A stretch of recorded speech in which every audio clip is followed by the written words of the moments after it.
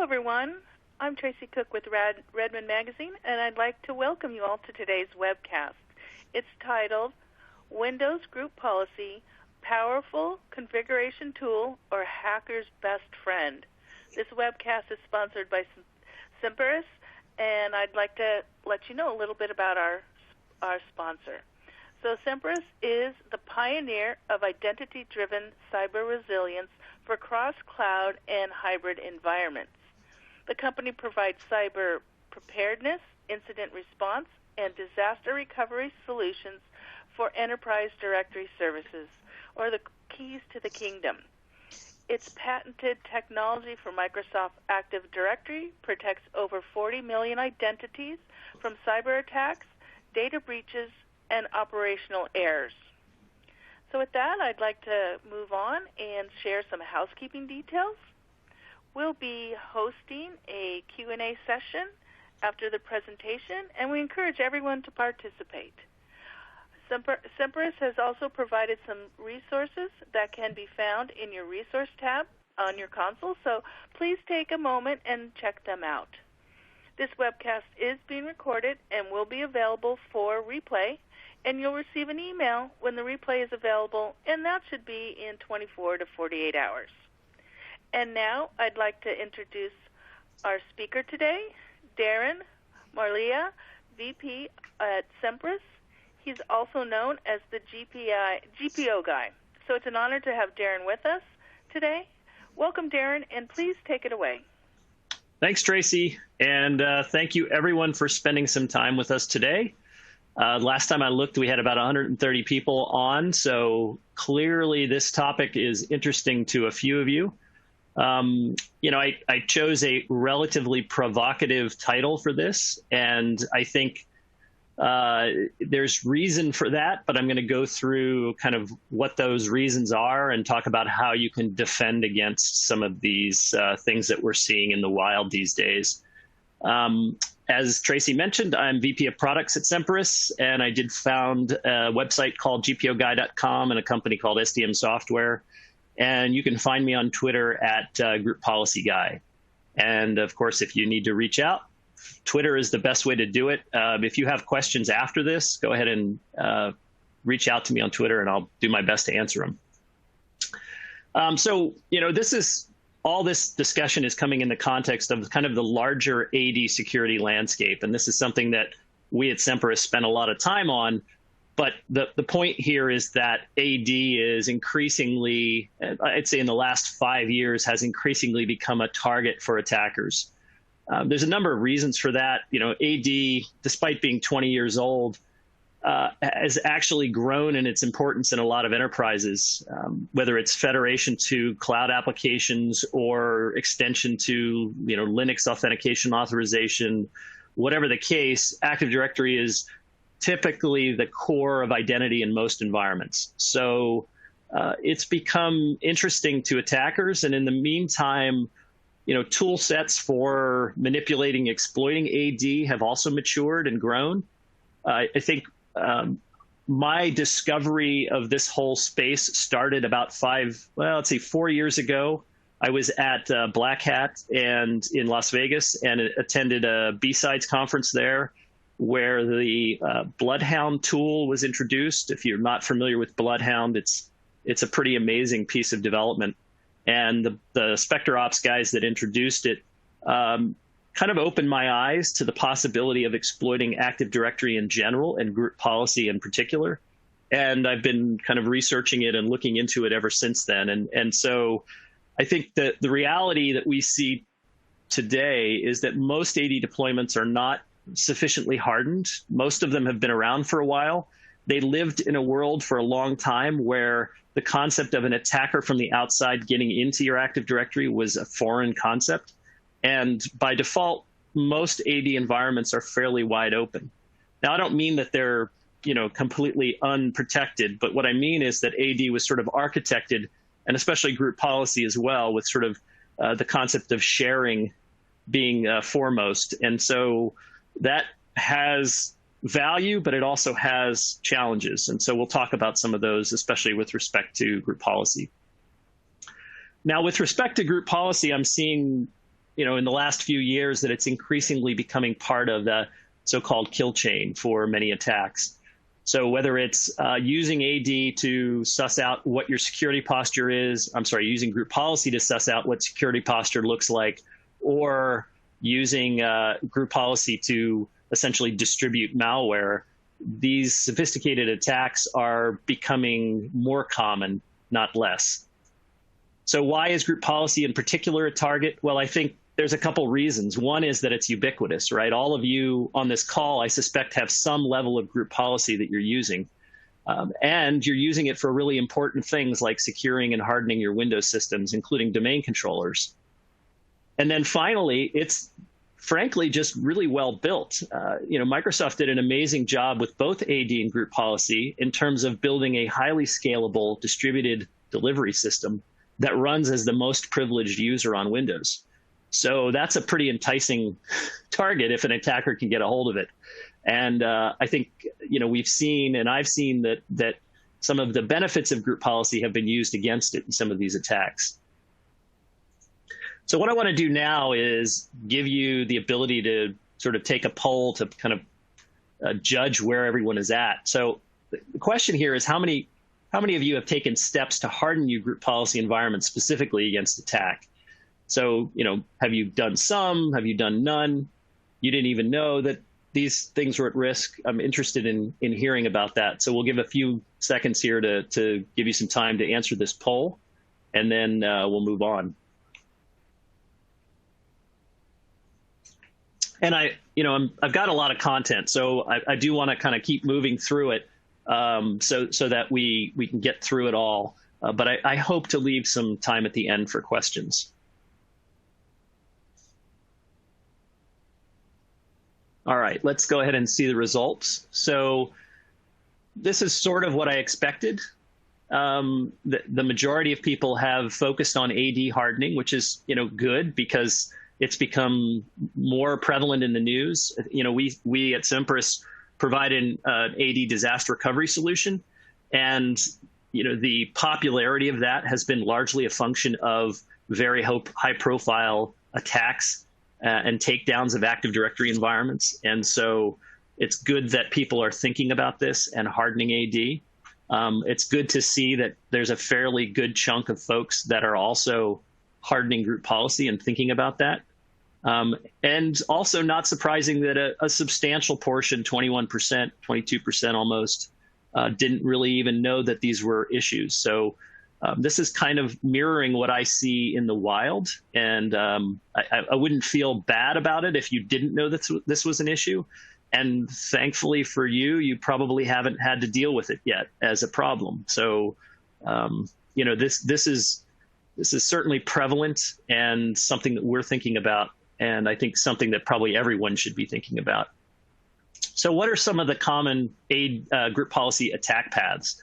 So Reconnaissance, as I mentioned, is probably the first thing that people think about with respect to the tooling that's out there, whether it's pen testers coming into your environment and running a tool like Bloodhound, or legitimate attackers getting into the environment. The first thing they're using group policy for is to find out what your security posture looks like, and I'll talk a little bit more about that. The second thing is malicious linking of GPOs. So if I, as an attacker, can get access to a container from a write permissions perspective, if I can write to a container object in AD where you can link GPOs, then I can link any arbitrary GPOs, whether they be existing ones that may either weaken or strengthen security posture for a given target, or new GPOs that I've created as an attacker. And we'll talk a little bit more about that. Malicious editing, and this includes, of course, malicious creation of GPOs, but malicious editing of GPOs is one that I see fairly commonly, which is to say attackers are using tooling to inject changes into GPOs that fall under the radar of detection for most normal GPO changes, but that are using group policy as sort of a malware delivery vehicle. In fact, 3 years ago, I wrote a blog post about this that was entitled Group Policy as Malware Delivery Vehicle, and this related to this problem. And then finally, I'll talk about some corner cases that I've discovered in some of my research that are interesting and probably not super common at the moment, but certainly worth thinking about if you're trying to harden and secure your policy environments. So reconnaissance. So group policy for many shops really is your security roadmap. So it's where you go to control who has admin rights on systems, who has user rights on systems, what security options are set, what firewall policy is set. All of that is available in GPOs for many shops. And those GPOs are typically, by default, granting read access to authenticated users. So what you see are tools like Bloodhound, PowerView, which is a set of PowerShell tools. And one of my personal favorites, a guy down in Australia wrote this tool called Grouper2 that looks for some of these weaknesses in group policy. And they rely strictly on the fact that any user can read the contents of a GPO, can read the OUs and domains and sites and find out where GPOs are linked, and then use that to find their tasty targets for compromised accounts. So if I compromise an account that, let's say, is in the help desk admins group, and I can query a GPO and see that that help desk admins group has been granted admin access by virtue of restricted groups policy on a particular OU, and I know what machines are in that OU because I can simply query it as a normal user, then I've just been given a list of machines where help desk admins has admin rights. So let's kind of look at this in practice. So here I have a few screenshots, and I have the group policy editor on this kind of a GPO called server security policy that's granting the server patch admins group and the shift 1 server admins group membership in local administrators. And I see that that GPO is linked to the computers OU. And I see that the computers OU contains 4 machines in this particular example. And so now what I have is, if I've compromised or gotten the credentials for a user in server patch admins, I can now pivot to one of those 4 machines, and I can guarantee that I will be administrator on those machines. So by virtue of group policy telling me where it has deployed this group membership to the local administrators group, I can essentially get access to these machines as an administrator if I've compromised one of those groups. Now, there's some caveats on this. If you're using security group filtering, if you're using WMI filtering, that may impact which machines actually get this policy. And that's hard for an attacker to suss out because they essentially have to know what policy has been received on the endpoint. But they are intrepid, and they will try. If you have 4 machines, they will try all 4. If you have 20 machines, they'll try all 20 until they find one where they can get admin access. And they're likely to do that at some point. These are some of the critical policy areas that you have to think about with respect to giving that security posture information away to attackers. Restricted groups and GP preferences, local users and groups, are the 2 that are used by Bloodhound to find out who has admin rights on which machines. So if you run Bloodhound in stealth mode, it will go out and ping GPOs, find these settings, find which groups are being granted access to admin groups, and then find where those GPOs are linked and figure out which machines are likely to have those groups in their administrators group. And from there, as soon as you compromise one of those groups that's been added to local administrators, you're off to the races. Now, user rights assignment is another one because there are certain user rights that, for all intents and purposes, can grant a user admin access on a box. And examples of those are debug privilege or act as part of the operating system. So there are user rights that are interesting to attackers as well. Security options, there's a ton of security options that might be interesting to an attacker who's looking for weaknesses in your configuration to exploit. Of course, password policy is always useful to know. If you have account lockout policy, an attacker can learn fairly easily how far they can go in terms of brute force password guessing before they get shut down. And then Windows firewall policy, where are firewalls being held or being defined, and what ports can get through. And finally, app locker, application control policy, to know what and what isn't whitelisted if a particular environment is using app locker. Again, all of this is available by virtue of the fact that most GPOs are deployed with authenticated users read access. And so if you have that, then any user that is compromised can read the contents out of your GPOs. It's not easy. You require tooling. You need to be able to know how to parse the settings in the various settings files in GPOs. But I can tell you that that is not an impediment at this moment. There are tools out there that have been able to do this without much problem. So how do you defend against reconnaissance? Well, again, it's all about delegation. So as I just mentioned, by default, most, if not all, GPOs in your environment are going to be readable by authenticated users or by some sufficiently large user population. And that's really all that these attacker tools need. So what do you do about it?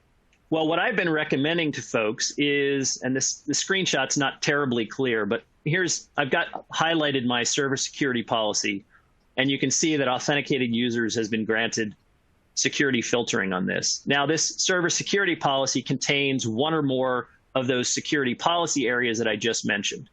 So what do you do about this? Well, if I want to try to tighten this down a little bit, I can make a simple change and say, you know what? I want domain computers instead of authenticated users to be the group that I use to apply this policy. So what does that do for you? Well, with authenticated users, that includes every user account and machine account in your domain. Now, if you've got security policy setting restricted groups or security options, Windows firewall, those are typically all per computer settings. They're being processed by and applied to computer objects. Authenticated users doesn't need to read and apply these GPOs because they're per computer settings. So the simple thing that I'm recommending to most folks around this is change the security filtering on your security hardening GPOs to point at domain computers. What does that do for you? Well, it now means that a regular user account cannot read these GPOs. An attacker would have to have compromised a machine account in order to run as essentially a member of domain computers and then be able to read the GPOs. So it's a slightly higher bar than just being a regular user. If you want to make the bar even higher, if you have a particular security hardening policy that applies to a set of computers, and you know that set of computers is well defined, you can create a security group that contains that set of computers and use that for security filtering. And in that scenario, only those computers that receive this policy should be able to read the GPO. Now, of course, I haven't touched any of the other delegation on the GPO. If you have domain admins that can read the GPO or enterprise admins, which are the two default groups, that's not going to remain. But if you've already lost enterprise admins or domain admins, then that's a bigger problem. So I'm assuming here that we're trying to slow down the reconnaissance of your GPOs by virtue of the machines that are being targeted by them or that are reading them. And typically those are non-privileged users. Okay. So malicious GPO editing. This is probably one of the more common types of attacks that I hear about. And there's a lot of evidence in the wild. I referenced that article that I mentioned that I wrote on my blog about GPOs as malware delivery system. This actually came up by virtue of a friend 3 years ago pinging me and asking me what I thought about this particular circumstance where, essentially what had happened is that an attacker had injected a GP preferences scheduled task into a GPO and distributed the malware to every machine on this customer network and essentially encrypted all of them using group policy to deliver that. So it's a lot easier for if an attacker can compromise group policy, it's a lot easier to use group policy to spread your malware than to try to find other avenues that are less straightforward.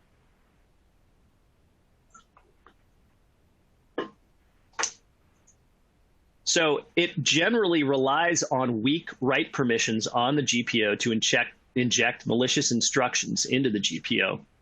So these are some examples of areas I've seen that get attacked. So GP preferences, scheduled task, scripts, restricted groups, local users and groups. Anything that can execute code in the context of group policy or can grant access is going to be a target of attack from these kinds of malicious GPO edits. And there is tooling out there, including PowerView has had commandlet for a while called, I'm going to get the name wrong, but it's something like new GPO immediate task, that will inject a GP preferences scheduled task into a GPO that generates a new immediate task that can do whatever you want, right? So you can run immediately on all my machines and run some arbitrary code. And of course, logon and startup scripts are running when the machine starts up or the user logs on. And in the case of a startup script, if you get one of those there, you're running as local system when it runs. Now, the attacks that I've seen and the tooling that I've seen are typically writing settings straight into sysvol. So this does require knowledge of setting formats. Why is this important? Well, it's important because it does raise the bar slightly that the attacker has to know how settings are stored in a GPO. And I've seen some bad implementations of this where tools that have been written by pen testers or by attackers weren't doing the right things that need to be done to write a new settings area into a GPO, and it ended up not giving them anything. But I don't think you can count on that. The other thing that this gives an attacker is when you write straight to sysvol, you bypass most of the normal auditing mechanisms that most shops have in place to look for GPO changes. So typically when you're looking for legitimate GPO changes, if you're opening up GP editor on a GPO and GPMC, that's a lot of GPs, you will make a change to a GPO and it hits both the AD part of GPOs and the sysvol part. So if you'll recall, there's two sides to a GPO, the group policy container and the group policy template that live in AD and sysvol. A normal edit will edit both sides of that GPO. If I'm writing straight into sysvol, there is no way that a normal AD audit will catch this injection of settings. You have to be looking at sysvol to catch it. And there's an example of a tool that's been floating around, it's a C# based tool called Sharp GPO Abuse that's got some great capabilities around injecting settings into GPOs. So how do you defend against this? Well, again, it's all about malicious, it's all about delegation, right? So if someone can edit a GPO, if a particular user or users can edit a GPO, then they can write to the sysvol part of that GPO to their heart's content. And I talk a little bit here about admin tiering as a solution for this, and I'll talk in more depth about this later. But the point is, you want who can edit a GPO to match the tier in the context of admin tiering that is being targeted by that GPO. And then finally, you're going to want to monitor sysvol for changes that don't have a matched AD change. So I kind of go into some detail here, but the point is, when a legitimate GPO change occurs, the AD side gets updated along with the sysvol side, and that doesn't happen when malicious editing occurs. Now, it could, if an attacker is trying to add a new policy area to a GPO that doesn't have that policy area, they are going to have to touch the AD side in addition to the sysvol side. And when they do that, you may detect it. I mean, this speaks to the fact that you want to have monitoring in place for your group policy objects. And the screenshots here I give are just showing the two sides of a particular GPO. The AD side, which you see here on the right, has showed that the last modified timestamp is at 4:20 p.m. And on the left, I show an update to the security settings file at 4:55 p.m. So something went in and monkeyed with that gptemplate.inf file 30 minutes, 35 minutes after the last time a legitimate change happened. So this is something that you can monitor for by monitoring for changes to sysvol and then looking for matched or unmatched changes to the AD side. Okay, moving through our pantheon of group policy destruction, linking, malicious linking. So linking is definitely easier to exploit than editing of a GPO, but harder to spot. And I think the only reason it's harder to spot is because people aren't necessarily auditing actively for when a GPO is linked to a particular container, and they probably should be. If you are doing it, good on you. If you're not, you definitely want to be doing this. Linking of a GPO is really just an AD change operation. So the linking of a GPO amounts to writing to the GP link attribute on either a site, a domain, or an OU object in AD. And the format that it uses is not terribly intuitive, but easy to replicate if you know what you're doing. And the problem here is that the permissions on AD objects in a typical shop that's been running AD for a while tend to be fairly convoluted. I'm sure you've seen this. I always know that I'm in trouble when I go into an AD environment. I bring up AD users and computers, right-click an object, choose properties, choose security tab, and it takes 30 seconds to render the ACL list on that object. I'm sure some of you have experienced this. You have many, many object ACLs that have been laid down, maybe in parent objects over time, modified for whatever reason to give somebody access to do something and then never set back to the original. The point here is that permissions on AD container objects tend to be fairly poorly delegated. And that means that, compromising a help desk user group or what would normally be a unprivileged user group can result in them being able to potentially link either an existing GPO or a newly created GPO to that container. And this last bullet that I just put up here is that if an attacker can link a GPO somewhere that a DC processes, then it's really game over for the domain. And I'm going to show you an example of that in a second. And again, the only rate limiter in writing to GP link requires some knowledge about how to do it. And this is an example of something like 4 different GPOs that are linked to this particular container object. And you can see that the links are simply a concatenated list of LDAP DNs with a little option flag on the end. And that's it. It's just text. It's not even a multi-valued attribute. This is one of those situations where Microsoft really blew it when they were designing this. But the point is that it's relatively easy to write these attributes. So now what I want to do is kind of show you an example of this. So I'm going to attempt to do a screen share, and we'll see how it works.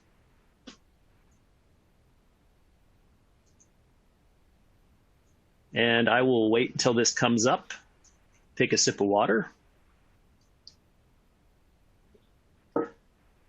When I was testing this earlier, it took a little bit of time for the screen share to come up, but it looks like it's up now. At least it's up for me. So I'm going to hope it's up for everyone. And so what am I doing here? So I'm logged into this machine as a user called Bill Adams, who's a member of the desktop admins group. I've got a environment here where Bill is a member of desktop admins. He has the ability, by virtue of some delegation that has happened in the past, to link GPOs to this site called California. Maybe he was granted that ability because they're using site-based printers and they wanted to link a GPO that distributes printers to this site. No big deal, but Bill is a member of desktop admins and he has no other privileges other than that. So I'm going to say, who is Bill? Bill is a member of desktop admins. You can see that here. He's not a member of any other privileged groups. So now what we're going to do, as Bill, who has write permissions on the California site, Bill has been compromised by an attacker, and so Bill is going to write a PowerShell script that gets a reference to an Active Directory site called California, writes a new GPO link to that site, and that GPO link is pointing to a GPO called, let's see where it went, Desktop Security Policy, and this Desktop Security Policy GPO, thank you very much.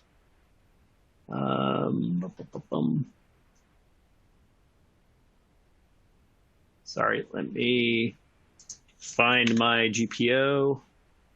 You'd think I would have had this locked down.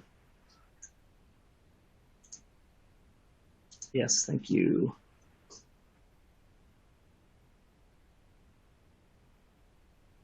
Okay, let me do it this way.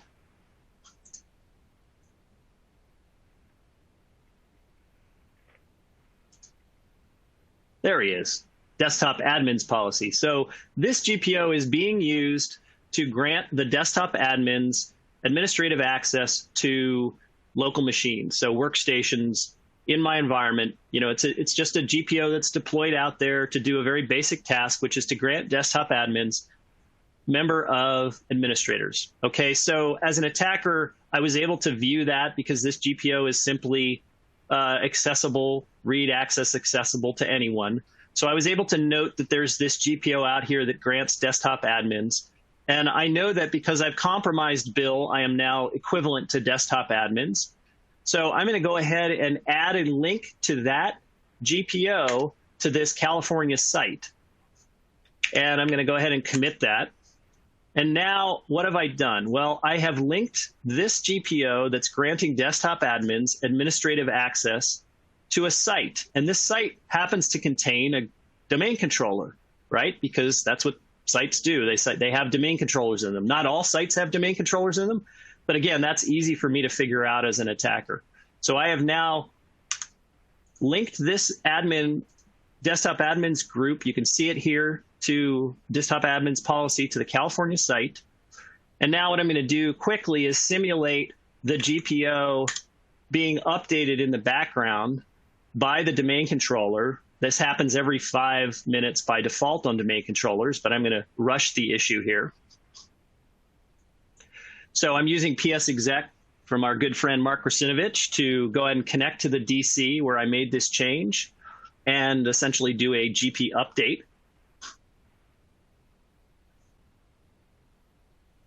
And we'll let that finish.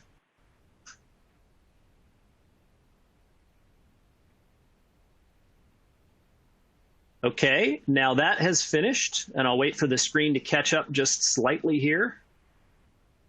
Okay, now if I come to AD users and computers, click refresh, open up the administrators group, and lo and behold, the desktop admins group is now a member of the domain administrators group.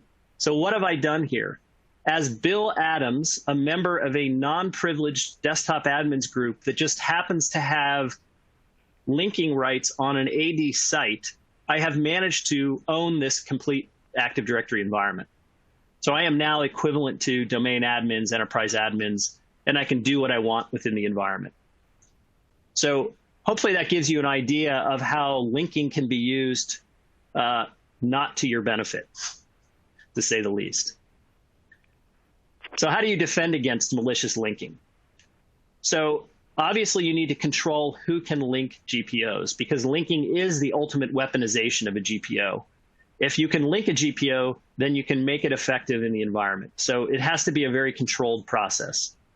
Tier 0 admins. So if you'll recall, I'm sure some of you have heard the concept of admin tiering. This was first introduced by Microsoft's pass the hash white papers that they came out with famously earlier in the 2000s. And there's the concept of 3 tiers, Tier 0, Tier 1, and Tier 2. Tier 0 are for domain controller admins. tier 1 servers, tier 2 desktops. If there is a GPO that can be linked to a container that is processed by a DC, then the linking should be controlled only by tier 0 admins. Now, I doubt this is done in reality, but it really needs to be. You have to think about tier 0 extending into the group policy world the same way you think about it for your regular domain controller admins logging into domain controllers, because as I've just shown you, it is effectively the same risk. You need to monitor for any changes to GP-link attributes, especially on sensitive containers. And you need to also make sure not to monitor the GP options attribute. This controls block inheritance on a container. An attacker could use this to effectively remove mandated policies from above, assuming they're not enforced, by using block inheritance. And again, you have to remember, if you think that all of this information about how group policy is deployed in your environment is not known by attackers, you have to keep reminding yourself that all of this is read-only access to authenticated users by default. So it's very easy for me as an attacker, if I know what I'm doing, to get the entire landscape of your AD and Windows security posture if you're using group policy to control it. Hey, Darren. Yes. I hate to interrupt, but can you close out the screen share? Yes. Sorry about that. I just realized That's I was. Right. So you weren't seeing my screens on this. You weren't seeing my slides on the previous page, I'm thinking. So let me just quickly bring it back up so you can see what I was writing here. So I'll linger on that for a second. I was saying the words, but you weren't hearing them, or you weren't seeing them. So, okay, so another poll. This is the last poll, and I just want to ask, how would you characterize, based on what I've said so far, your current control over group policy management? And this is a little bit of a follow-on from the last poll, but the idea here is, with what I've just said, how do you think you're doing?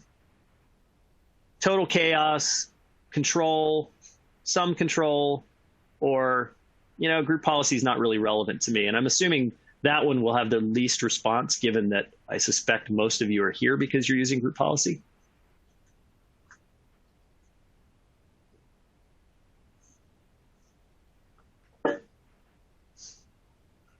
All right, so I'm going to go on. Yeah, okay. So good information. Most of you said, this is interesting, I have control over the core GPOs that I care about, but I'm in the eye of the hurricane, meaning there's a lot of other chaos out there. Hopefully, I just showed you that having control over the core GPOs is great, but it may not be sufficient to completely lose control of your domain. I think it looks like you're kind of evenly spread between its total chaos and it's well managed. So that's good. And as expected, not very many of you rely on GP, I'm sorry, not very many of you don't rely on GP. But the data is roughly what I would have expected. And I think the message here is, if you're in that big group that has control over your stuff, but you're not sure what else is going on, that now is probably the time to figure out what else is going on, because that is just as likely to cause you problems. Okay, let's move on. So just a little bit that I wanted to say about admin tiering and group policy. So I actually recently just completed another course on Pluralsight around group policy, and it was more geared towards, once you've got the fundamentals down, how do you deploy and manage a group policy environment well? And I've sort of recently come to this theory around applying admin tiering to group policy administration. And what I came to, that I talked about in that course, and what I'll talk about here, is if you are using admin tiering today, but not applying it to group policy management, you really should consider doing so. If you're not using admin tiering, I think it's probably one of the easiest things you can do to prevent lateral movement and privilege escalation in your AD environment. Now, I say easy, but it's clearly not easy. Otherwise, everyone would be doing it. but I would say that it's probably the least costly in terms of having to go buy solutions and put lots of infrastructure in place. And it will have fairly substantial effects on lateral movement, credential theft, and privileged escalation. So yeah, that's the point I make here. So at the very least, apply it to GP management. Any GPOs that apply to domain controllers should only be editable by tier 0 admin accounts. Any containers that apply to domain controllers, including the domain object, the domain controller's OU, and any AD sites that contain DCs, should only allow tier 0 admins to modify GPO links. Any GPOs linked to server OUs should only be editable by tier 1 admin accounts. And then those tier 1 admin accounts should be able to control who links GPOs there. And then finally, for tier 2 workstations, same rules apply. Fairly straightforward, makes sense, but I don't see it a lot, even in environments that do admin tiering where they're not thinking about group policy. And as I've hopefully shown, it's very easy to compromise a system and basically break your admin tiering if you're able to sort of arbitrarily edit and link GPOs. So let's talk about those corner cases that I mentioned earlier. External paths. This is something that the grouper 2 utility that I mentioned earlier is really good at. So you may have done everything I just said and hardened your GPOs and made them super secure and forgotten about the links or the references that many GPOs contain to external stuff, right? So if you have logon scripts or startup scripts in your GPOs, it doesn't matter how well the GPOs are delegated. If those logon scripts reside on a server share that is not equally protected, then anyone that has access to that share can simply edit the script to do whatever they want. Same for if you're still using software installation and group policy, MSIs. It's very easy to craft malicious MSIs, stick them into the share that's being used for software installation, and that's what users get or computers get when they run software installation policy. Shortcuts pointing to executables, GP preferences, file copies, any of these things that are referencing external content, you need to look at locking that down in addition to locking down your GPOs. Doesn't do you any good to lock down your GPOs if, as an attacker, I can simply go to a share that's wide open and edit the content there that the GPO is delivering for me nicely. And again, Grouper 2 is really great at discovering these. Highly recommend you check it out. This one's a little obscure, but I kind of had fun with it. You wouldn't think that ADMX hijacking is a thing you have to worry about, and currently it's probably not a big thing. But if an attacker can write to your ADMX files, then they can plant landmines by redirecting admin template settings. And this does require patience, of course, because it presumes that once you've, as an attacker, edited an ADMX file, it's not going to go into effect until it essentially gets implemented by a GPO after the ADMX file has been edited. So that's not something that most attackers are willing to wait for, but it is something you should think about from the perspective of hardening your ADMX central store or wherever your ADMX files happen to be, making sure that not anyone can edit and manage them. And I'll give you a quick example of that. So this is what I did. So you see the screen as sort of a snippet of a piece of an ADMX file. So what I did is I took a very popular setting, always wait for network at computer startup and user logon. And what you see in red is I changed the key that the registry writes to, the key and value that the registry writes to be the user account control enabling and disabling. So I took a fairly innocuous setting and I made it so that if somebody were to enable this setting, and keep in mind, the setting text will still say, always wait for network at computer startup and user logon. But what actually happens is when I enable that setting, it disables user account control on the computer that processes it. Pretty nifty, obviously not a common scenario, but again, it speaks to another piece of the puzzle. Harden your ADMX central store. Make sure that only approved admins can write ADMX files into it. So just to summarize, it's really, a lot of this stuff is really about delegation. If you have a tight control over delegation, if you're using admin tiering, if you're monitoring your group policy environment for GP-related changes, if you're looking for suspicious GPO activity, then you're going to be in good shape. If you're not doing any of that, that's pretty much an open invitation. Now, just I'm not going to spend too much time on product, but we at Semperis are in this business of essentially looking for and warning you about suspicious activity within your Active Directory. We have this concept of indicators of exposure that go and do a security posture check on a periodic basis, including group policy related items, to sort of let you know when you have weaknesses in your security configuration around AD, and give you the ability to alert on it, to automatically undo it, automatically remediate. So if somebody were to make a link to a site object for a GPO, and I decided I wanted to protect site links, I could have that link automatically undone before it could do any damage.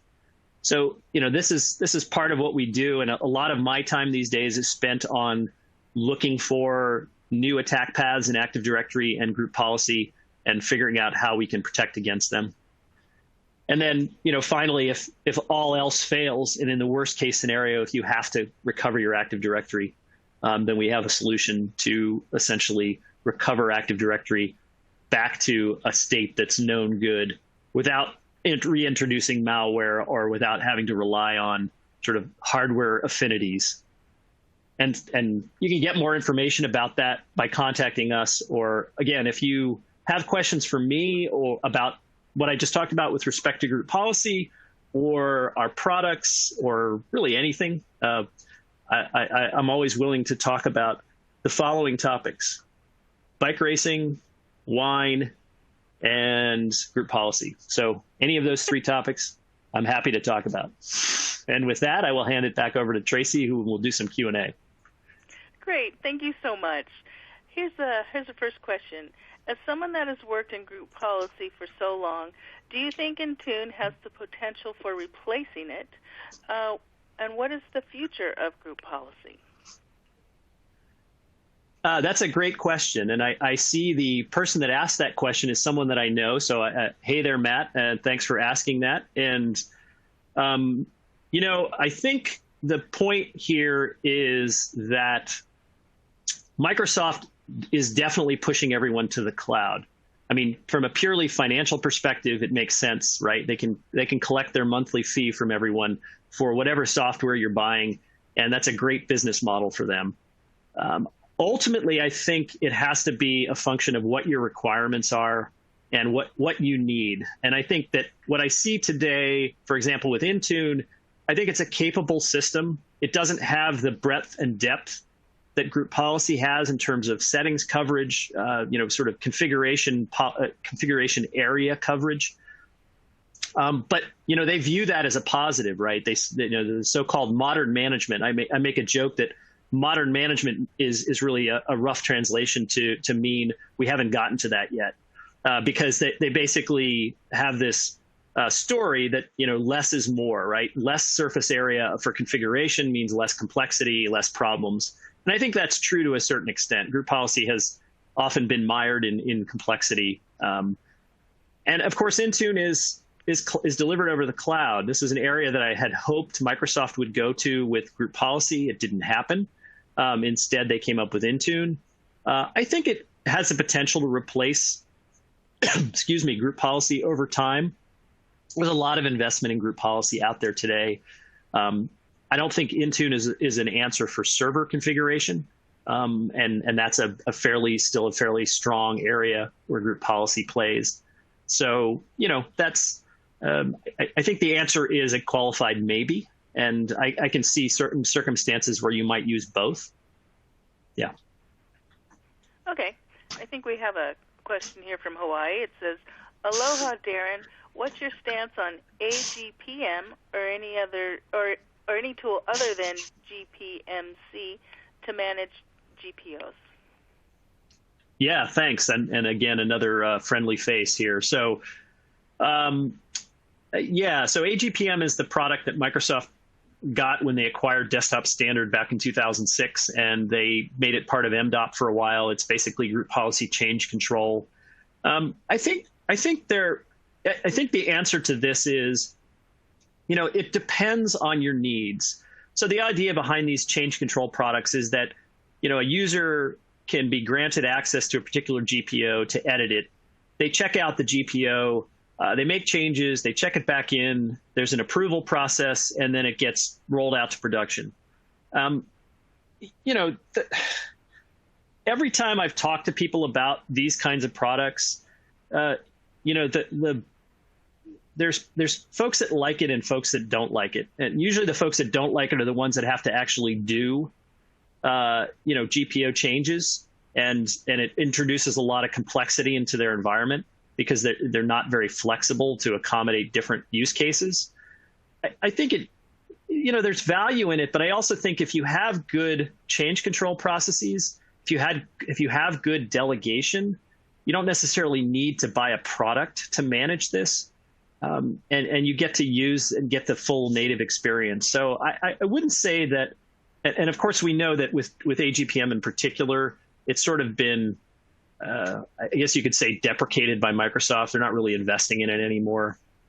So I think the point there is that I don't think it's required, and I think you can get around the weaknesses in native group policy management by just having good processes in place. But some people need a tool for that. So anyway.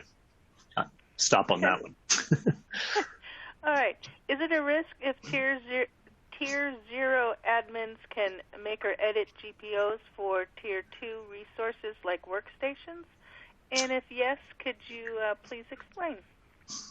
Yeah. So the concept of tiering is pretty simple. You have let's say you're a tier 0 admin. By definition, you can only log into domain controllers.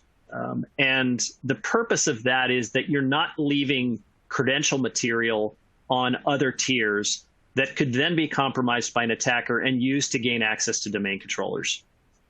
So as a tier 0 admin, you could certainly make a change to a GPO while logged into a domain controller that affects tier 2 and not impact or not cause credential material to be leaked anywhere. So that's a perfectly reasonable use case. And it's a little bit of a different use case than the typical AD administration use case. But I think that's perfectly reasonable to allow that. I think it ends up being, what are your processes and who are the people that are responsible for editing GPOs? I know a lot of shops that distribute this job out to more than just the folks that manage domain controllers. And so I think it ends up getting down to, you just want to make sure that you're not requiring, a particular tier to break the tiering model to do what they need to do their job. So hopefully that answers that question. Okay, here's another one. What recommendations would you make for hardening GPO administration if you have GPOs currently delegated to many OU admins? I think you really do need to think if that's the right model. I know a lot of folks use this model where they have OU administrators that can do whatever they want with group policy as long as it's confined to their OUs. You still need some kind of governance over that because, as I think I've hopefully shown, there is the possibility that if they're not doing the right things, then you're potentially putting your whole environment at risk. So while I think it's useful to delegate, I think you have to follow the tiering model and maybe even think about things like maybe they can edit GPOs, but they don't ultimately get control over new GPOs being linked or existing GPOs being updated. There's no easy answer, but what I would say is try to keep in mind what I talked about with respect to the risk. I think following the tiering model can help here because even if a desktop admin who has control over an OU containing desktop users and computers, even if they do something wrong, the hope is that that's confined to just those computers and users. So I think tiering helps a lot here. Okay. Excuse me. Very good. How can an attacker edit a GPO by only editing the sysvol part of it? Are there limitations on this? Yeah, I mean, I kind of glossed over this, but I think what I was trying to get at here is that you can write. Most of the settings files in group policy are text, and even the ones that aren't text can still be programmatically edited. And so you can just write directly to settings for a particular setting area. And like, let's say you have a GPO that's already delivering scheduled tasks. I can just write some XML to that same file that adds a new scheduled task that just happens to deliver malware. And that's not something that's going to be seen, obviously, in auditing. Okay, well, it looks like I'm out of time. Before I think we can out, take a few more. We can take a few more. Okay. We have 3 minutes left. Let's keep going for a little bit anyway. All right. Can you point to something that is step by step in setting up the tiering and how you set up the permissions? The closest thing I've seen to that, and it's actually something I've been working on as well, but the closest thing I've seen to that is the Microsoft Pass the Hash white papers. I think that's a good starting point, but keep an eye out. So one thing I want to mention while everyone's hopefully still on is that we're working on a white paper to go along with this webinar that has a lot more detail about each of these attack paths. And that's going to be available shortly. And we'll send it out, send a link to it out to everyone that's on the call so that so that you can get a look at that. And I am going to touch on admin tiering in that white paper. So that'll be at least a starting point. Okay, great. How about, and this may be related to what you just answered, do you have any best practices docs that you can share? Yeah, that's for the admin tiering piece. That's probably the starting point. There is the Microsoft Pass the Hash white paper.